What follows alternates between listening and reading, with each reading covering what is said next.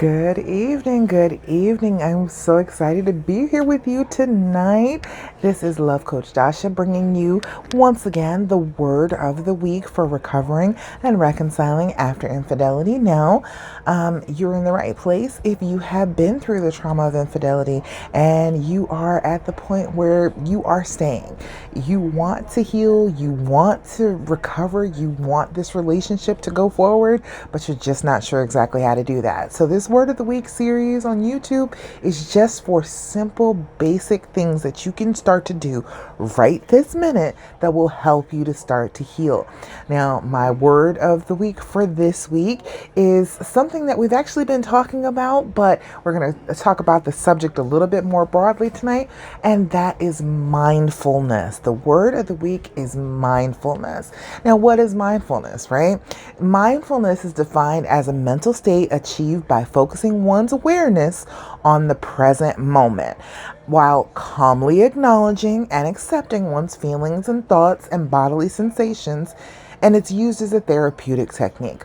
What we're trying to do when we are being mindful, especially after a trauma like being cheated on, is we are trying to bring our awareness to the present moment instead of letting it get stuck in the past. That's what we were trying to do when we were doing our deep breathing on a previous video, when we were doing our journaling on a previous video. That's what we're going for. We are trying to focus our attention on the here and now instead of on the past. And what that does is it makes a difference between you reacting to things and you acting on your own.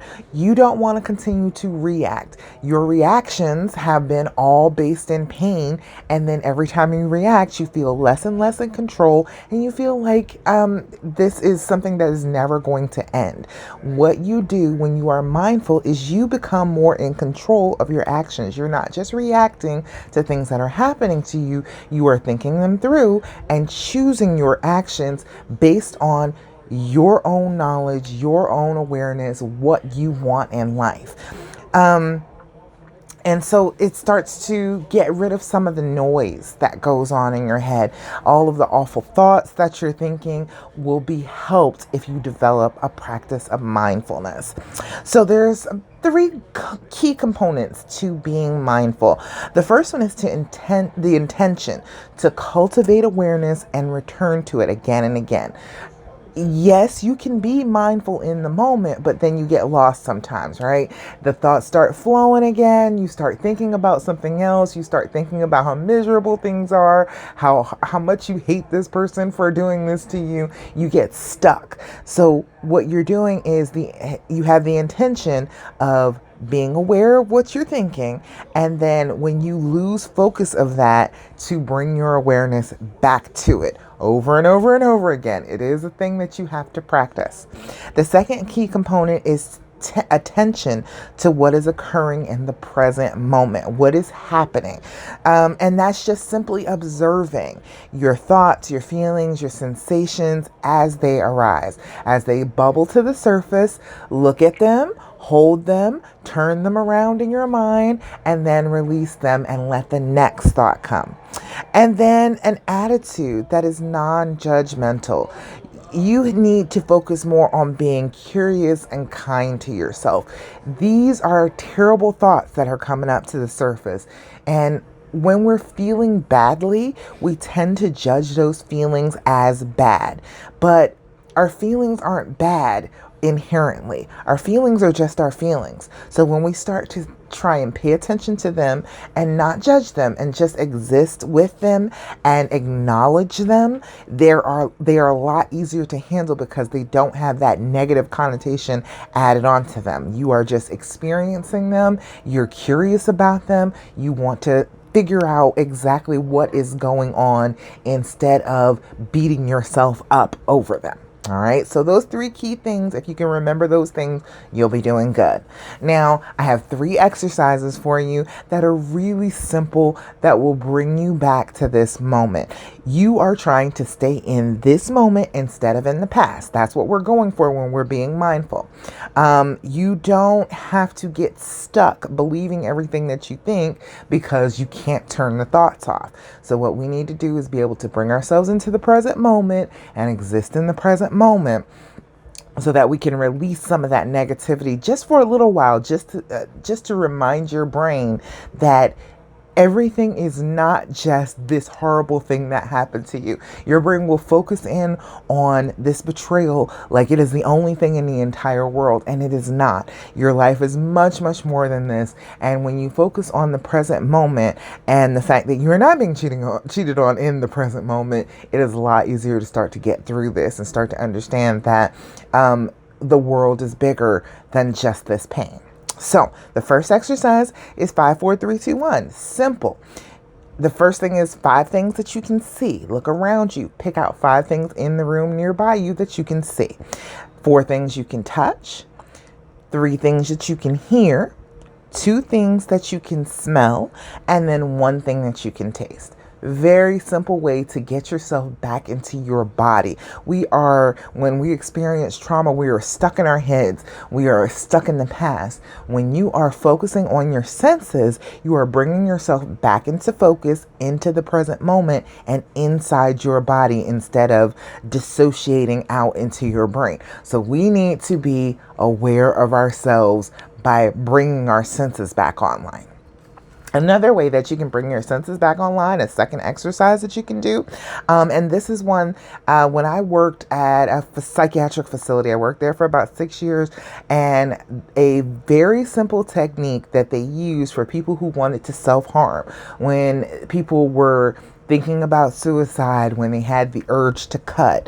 An exercise that they would give them was to have them hold a piece of ice in their hand. Now, holding on to a piece of ice is painful without actually hurting you. So what it does is focuses you on bringing yourself back to that moment. You are focused on the sensation.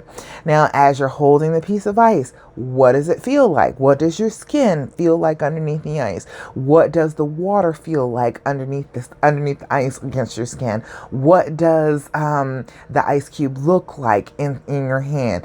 Is it starting to melt? How long does it take to melt?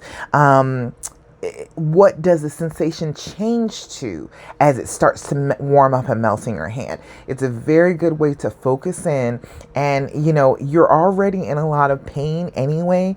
This brings the pain focus into the now instead of something that happened back in the day.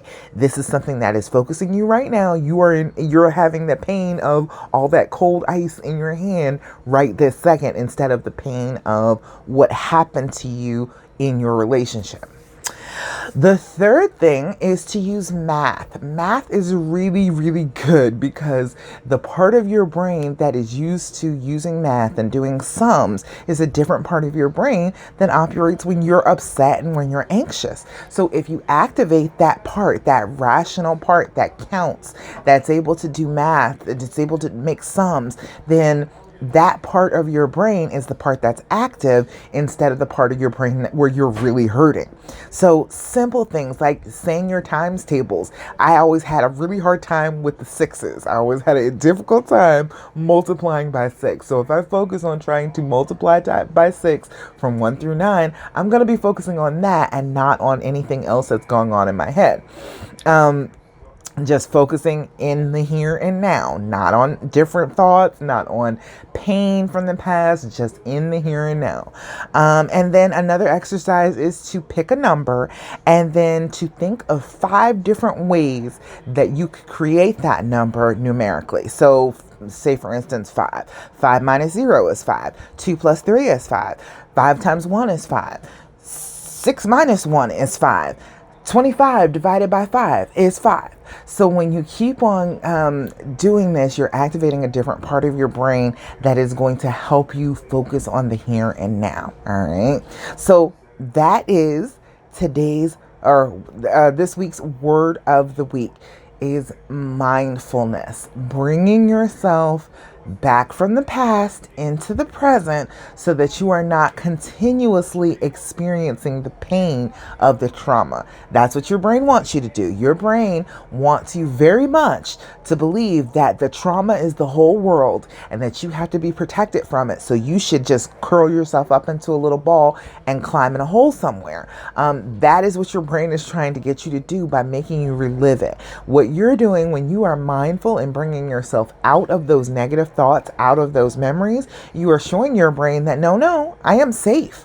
I am okay. Yes, this bad thing has happened, but it has passed, and I am going to heal from it. I am not just going to let it be the rest of my life. I am afraid and hiding.